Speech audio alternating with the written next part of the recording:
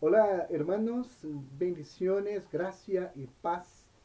Vamos a hablar un poco sobre el arminianismo y sobre el calvinismo. Son dos escuelas, dos pensamientos que hay en cuanto a la doctrina de la salvación. Y nosotros vamos a hacer una comparación, no queriendo atacar a nadie, simplemente exponiendo la verdad y, y viendo los puntos positivos, negativos. eh, es más para conocimiento. ¿Y por qué digo esto? Porque, hermanos, es muy importante que nosotros sepamos, conozcamos.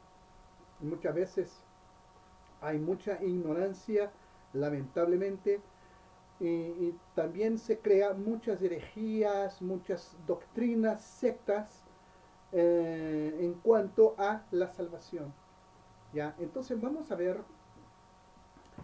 un poquito hablando sobre... uh, nosotros ya sabemos que quien fue Arminio, la verdad se llamaba, era un teólogo holandés llamado Jacobo Arminio y por otro lado Juan Calvino. Entonces ambos formularon doctrinas en cuanto a la salvación.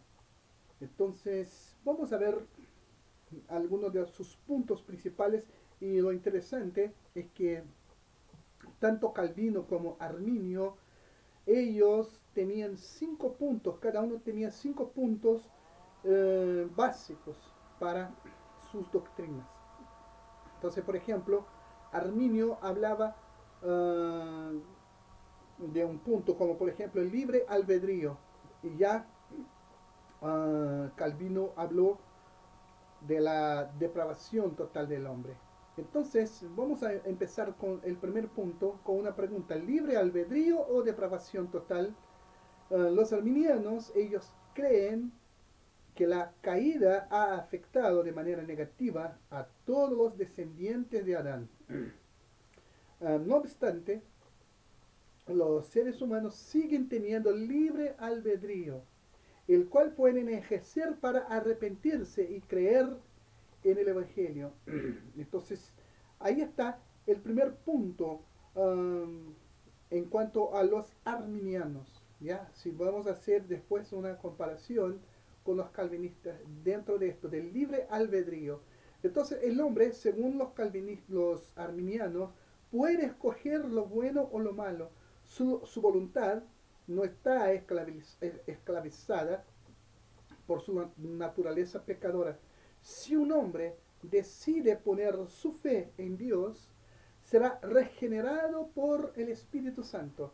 Entonces, para ellos primero la fe, luego la regeneración, es decir, el nuevo nacimiento.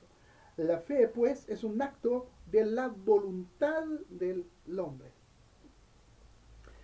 Los calvinistas hablan algo contrario, que la caída, ellos dicen que la caída afectó a los seres humanos de tal forma que no es posible que crean el Evangelio. Su voluntad espiritual está sorda, ciega y muerta. Eh, Según los calvinistas, no tienen libre albedrío porque su voluntad está esclavizada por el poder del pecado. El hombre es solamente libre para pecar. Por lo tanto, para que éste sea salvo, el Espíritu de Dios le tiene que regenerar milagrosamente. Si alguien está regenerado, luego pondrá su fe en el Evangelio y se arrepentirá. Entonces, para los calvinistas, primero la regeneración, luego fe. Sin regeneración, la fe salvadora no es posible. La fe es producida por el Espíritu de Dios en el nombre. Vamos al segundo punto. Elección condicional o incondicional. Los arminianos dicen que la elección es condicional. esta postura enseña que la elección de Dios está condicionada por la decisión del hombre. Entonces, dado que Dios es omnisciente, Él ya sabía desde antes de la fundación del hombre quién le iba a seguir y quién le iba a negar. Por consiguiente, Dios determinó salvar o elegir a todos aquellos que iban a obedecerle. En otras palabras, Dios eligió a aquellos que le iban a elegir a Él. No es Dios eligiendo, sino el hombre eligiendo, ¿ya? Esto quiere decir que la decisión del hombre es el factor determinante en cuanto a la elección de Dios. Ya los calvinistas dicen que la elección es incondicional, ¿cierto? Ella depende exclusivamente de la voluntad de Dios. Dios elige porque quiere elegir y punto. Dios no escoge a alguien de antemano. Dios no escoge a alguien de antemano porque sabe lo que éste va a hacer en el futuro, sino que le elige porque a él le place hacerlo. La conversión del hombre entonces no es la causa de la elección de Dios, sino la consecuencia de la misma. Tarde o temprano, el Hijo de Dios aceptará a Cristo porque Dios le ha elegido. ¿Y por qué le eligió? Viene la pregunta. Por pura gracia, no por nada previsto en el hombre. Tercer punto, expiación universal o particular.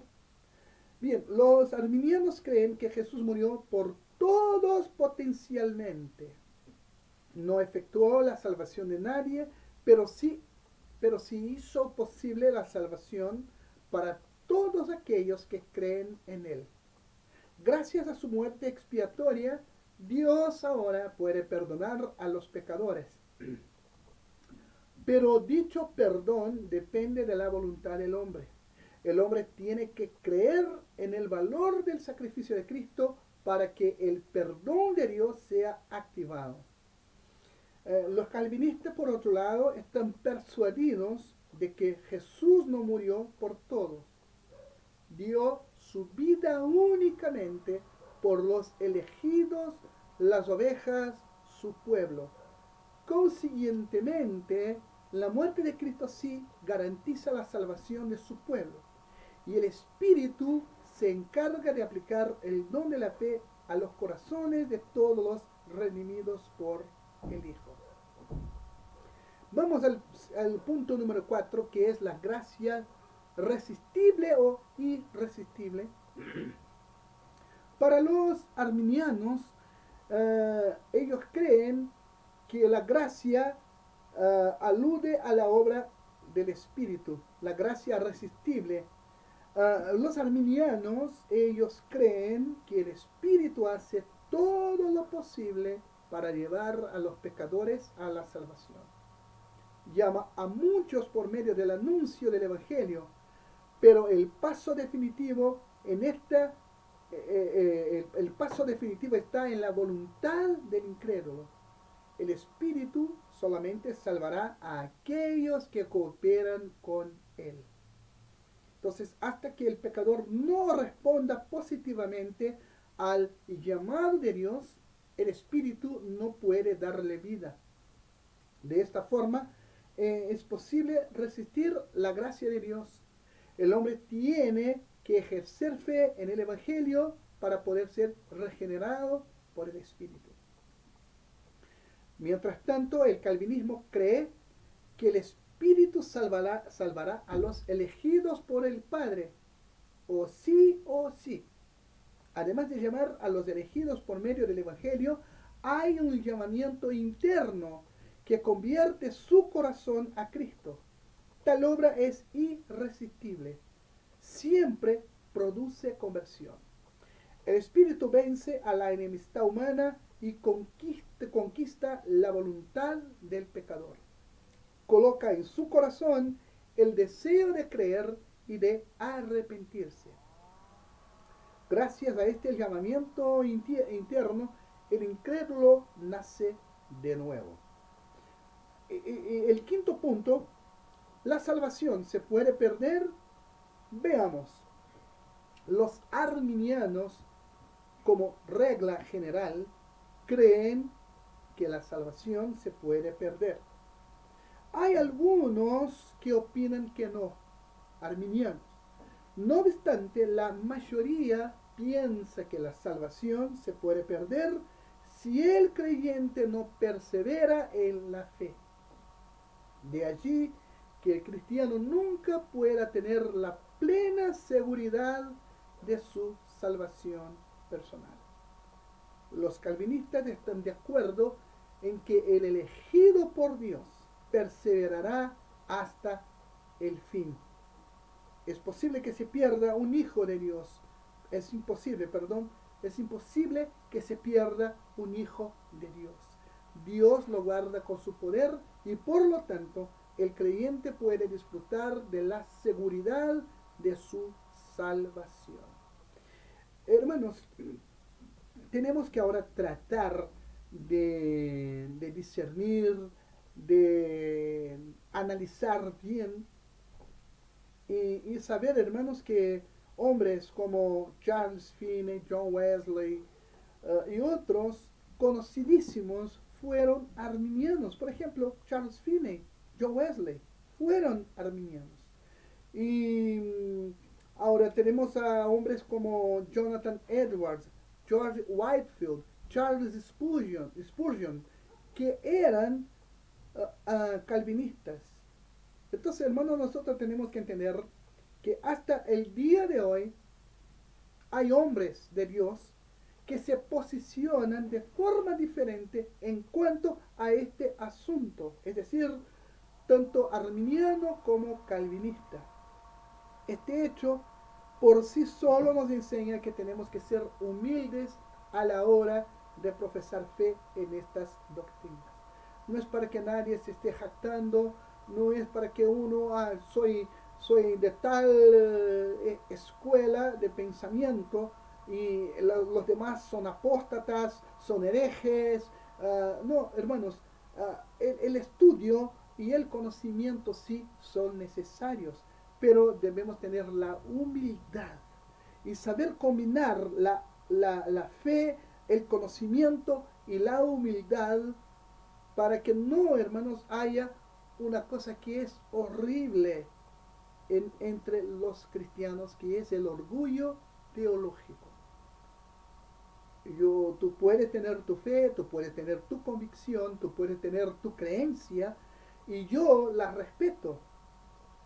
Entonces, hay unos que por ejemplo, hay personas, y sabemos bien, conocemos a muchas personas cristianas, líderes, que se basan en sueños, revelaciones, profecías, por ejemplo, mientras que otros prefieren el discernimiento, la voz, oír la voz del Espíritu en su interior, con la palabra, teniendo la evidencia clara de la palabra de Dios. Entonces, hermanos, nosotros somos hermanos en Cristo, y lo más importante es que nosotros tengamos de forma muy clara el propósito de Dios, lo que hacemos aquí en predicar su palabra, en enseñar su palabra y principalmente a amarnos los unos a los otros y a glorificar al Señor con toda nuestra fuerza. Entonces, hermanos, yo quise dejarles esto ya como conocimiento, no como una posición, somos esto o somos aquello. No, absolutamente, hermanos. Deseamos que el Señor les bendiga y que ustedes crezcan aún más en la gracia y en el conocimiento de nuestro Señor y Salvador Jesucristo. Que Dios les bendiga.